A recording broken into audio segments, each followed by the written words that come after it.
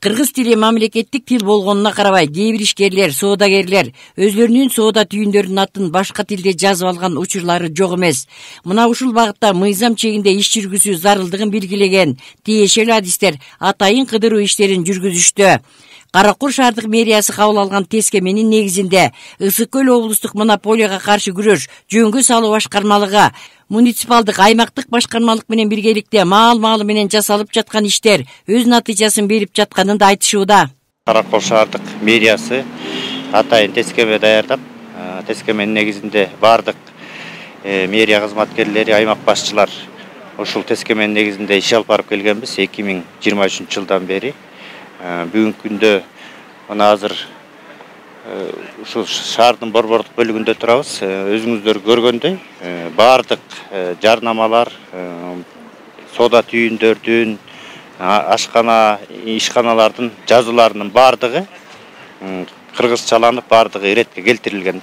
Жарнамалар боюнча иштерди алып баруудабыз, мониторингтерди.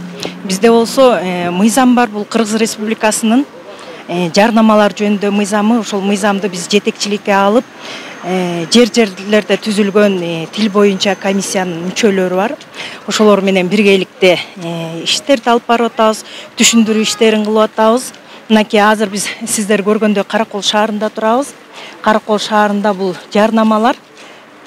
жарнамалардын баягы эң биринчи мамлекеттик тилде берүүсү. Андан кийин эгерде жарнама бергүчү кааласа, анда расмий тилде же болбосо башка чет элдик тилдерди кошсо болот. Көрүнөк жарнактар эң биринчи кыргыз тилинде, андан соң расмий тилде, чет тилдеринде жазылышы шарт. Чет жактан келип эс алуучулардын талабын канааттандыруу максатында туризмди өнүктүрүүгө салым кошууну көздөп, чет тилдеринде жазып алгандарын айткандар да болду. Комиссия мүчөлөрү иштин күнгөй тескейин кылдат кароо менен бирге түшүндүрүү иштерин жүргүзүштү. Мамлекеттик тил мыйзамына ылайык көрүнөк жарнактар биринчи кыргыз тилинде, андан кийин орус тилинде, андан кийин чет тилдеринде берилсе болот.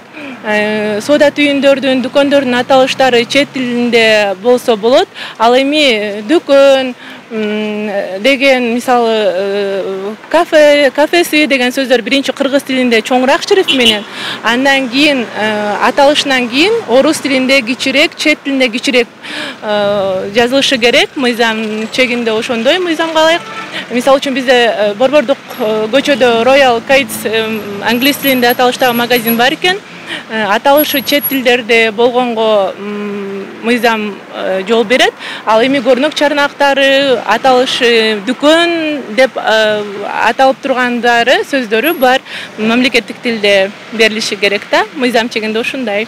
Каракол шаары жыл санап өсүү жолуна багытталган бирден бир ири шаарлардын бири. Облустун борбору катары ар кандай эс алуучу жайлар, конок үйлөрү, кинотеатр, оюн зооктор өтүүчү маданий борборлор өңдө келген меймандарды кызыктыруучу көптөгөн жайлар ачылып жатат. Мына ушундай учурда тил мыйзамын унутта калтырбай алгылыктуу аракеттерди көрө билүү бүтүндөй шаар калкынын көңүл чордонуна болуусу кажет дешет бүгүнкү кыдыруунун уюштуруучулары. Анан албетте колдоого алган тургундардын да арбын экенин айтпай кетүү чекилик болоор. Эми өзүбүз кыргыз мамлекетинде жашагандан кийин сөзсүз кыргыз тилине биринчи басым жасайбыз. Сөзсүз кыргыз тилине биринчи атты койгонбуз, анан кийин орус тилинде, англис тилинде которуп койгонбуз.